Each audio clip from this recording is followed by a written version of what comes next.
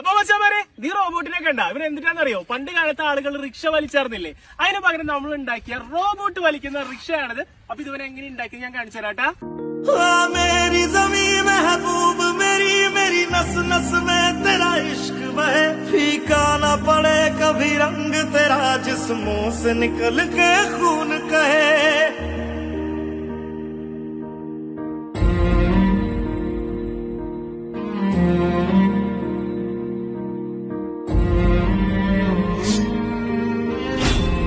അപ്പൊ ഇനി നമ്മൾ ഓടിക്കാനായിട്ട് तेरी मिट्टी में मिल जावा गुल बन के मैं खिल जावा इतनी सी है दिल की आरज़ू നമ്മുടെ കാർട്ട് നോക്കിയേ.